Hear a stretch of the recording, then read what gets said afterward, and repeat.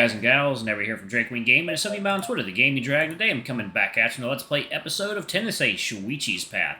So y'all, let's go ahead and jump right back into the reunion, y'all. Alarm Chan, you were up, and let's go. Alright. What? I'm not. I'm small and cute and adorable. You're about as small and cute as a raging bull trampling over unaware pedestrians in Spain. Hey! Hitoka pouts, punching her brother in the shoulder and sulking at the corner of her seat. Chico-san chuckles, playfully slapping Shoichi's knee. Honey, don't compare your sister to a raging bull. Yes, ma'am. Oh, and I guess this brings us to this year, right? Well, there's this new guy that transferred to our school at the start of the year. He's this bubbly tiger who plays the piano. Oh, God, such a cute scene.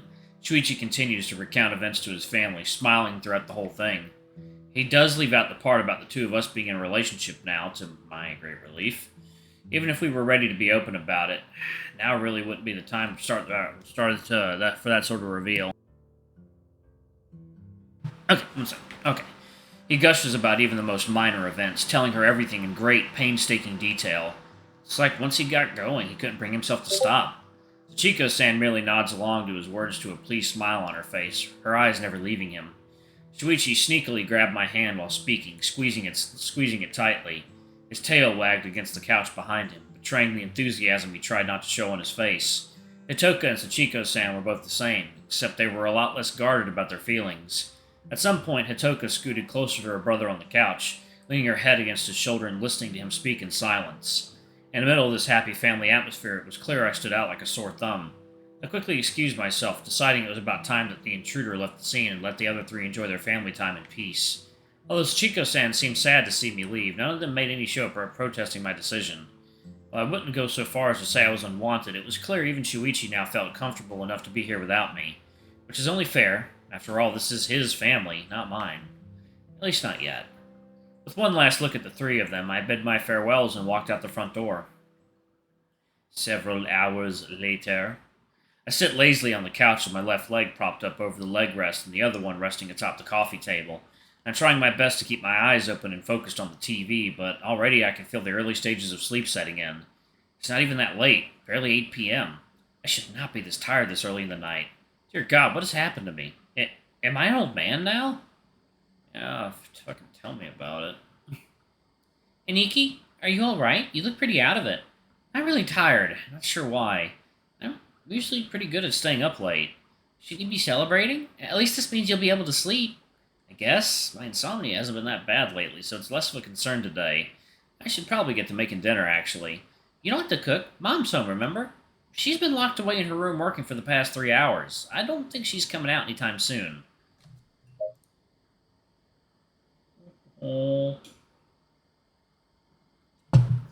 Alright, coffee is complete, is done. My veins are swimming with caffeine. Okay. She said she would. She wanted to have some family time today. Mom says a lot of things. She also loses track of time easily. Let her be for now. I'm just gonna go knock on her door. Don't do that. That'd be rude. Fine. Then you go. Why does anyone have to go? I said no one should knock on her door. What? Did you learn to knock on doors from a distance or something? Funny. That obviously wasn't me. I'll go check the door. Just a sec. Aki walks away into the entrance hall to check on who's arrived. And a few seconds later, I hear the soft click of the door opening and closing. What are you doing here, Shoichi-ni? Huh? Shoichi? Good evening, Aki-kun. Is it alright if I come in? I was hoping I could talk to Yuichi for a bit. Yeah, sure. He's right here on the couch. Hey there. Evening, Yuichi. Whoa, what are you doing here? Isn't it past your curfew already? Maybe. I told Dad I'd be visiting Mom, so he gave me a bit of an extension on that. I have until 9 p.m. to get home. A 3-hour extension for the first time he sees his mother in years? Come on, Takahiko-san, that's way too stingy. Hey, that's right. You went over to see them today. I had forgotten about that. Hitoka-chan was really excited when she told me you'd be coming in the morning. She hasn't texted me all day. Oh yeah, that reminds me of something. Shoichi walks up to Aki, leaning down and grabbing up my brother by his waist, pulling Aki up off his feet and holding him under his left arm. Aki squirms, trying to release himself, but Shoichi's grasp is too strong. Shoichi laughs, digging his fist on top of Aki's head and grinding it playfully with a noogie. You little twerp. I can't believe you were feeding my sister intel on me this whole time. Wait, Shoichi, I yield! This whole time you were a spy for the enemy lines, weren't you? What do you mean, enemy lines? Aki laughed, struggling uselessly under Shuichi's terrible punishment. They carry on like this for about 30 seconds or so before Shoichi swings Aki around and places him neatly back on his feet. That should be a good enough lesson. You're horrible, Shoichi-ni! Damn right I am, and don't you forget it. Do you want to stay around for dinner? Mom is cooking today. Oh, Misaki-san is home? I should go say hi to her. Where is she? She's in her room now. Legend says she'll be cooking dinner, but she might just work all night and forget about it. Nuh-uh, she said she would be. She said she would, so there's no way she'll forget. I'm sure you're right, Aki-kun. I'll say hi to her when she comes down. I'm afraid I wouldn't have time to stay for dinner, though. I need to be home in less than an hour. Oh, you never stay around when I'm home. Shuichi kneels in front of Aki, getting on eye level with him. He smiles, bringing a finger to Aki's snout and playfully booping him. I promise I'll come by later, okay? Today's been a really busy day. Okay. I'm starting to notice a trend here. How come Aki is so much more well-behaved and cuter around other people? He's such a little shit to me. Such a little shit to me all the time. Second, y'all, it is water time. Alright, y'all, we are back. Alright. Why don't you sit down? I'll definitely take your offer. Shuichi takes the seat right next to mine, sliding in a little closer to me than he normally would. Come on, Yuichi, you have a guest over. Sit up straight. Since when do you still qualify as a guest? Still, I go along with his prodding, and I do as I'm told, sitting up properly. How have you been, Shuichi-ni? You haven't been around as much this past week. I've had a lot on my plate. I was lacking the time to do it. Sorry about that. It's okay. I'm just glad you're here right now. Is that so? Damn, you're the third person to say that to me today. Shuichi turns his head to me, stealthily rubbing his left hand against my thigh with a smile and staring at me expectantly. What about you, Yuichi? What about me? Care to make it 4? The smile on his face makes my face grow hotter in record time. We saw each other earlier today already. What do you want from me? Aw, does this mean you're not happy to see me after all? Shut up! I reach behind Shuichi, grabbing and forcefully tugging on his tail as sneakily as I can. The big dog yelps, lunging forward on his seat and wrapping his tail around his waist, dropping it on top of his lap and rubbing it gently. Ouch! Alright, I got the message.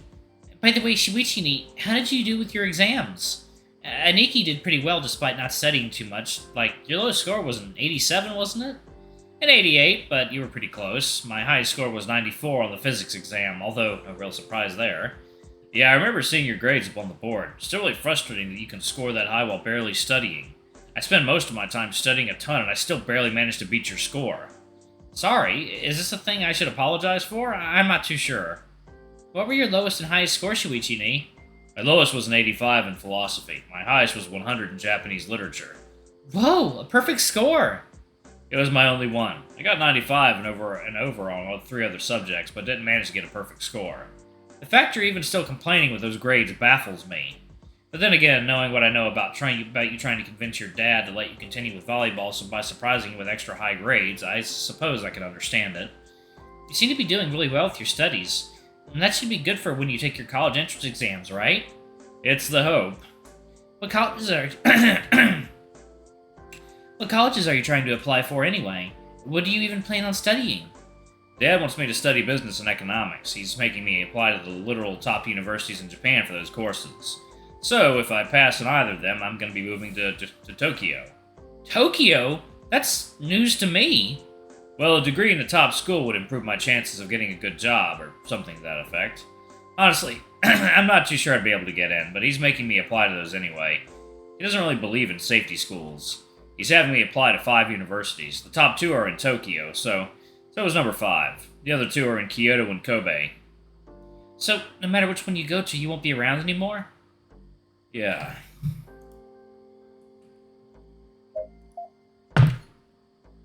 Dude, honestly, at this point, let's probably just move in with your mom. Because Dad...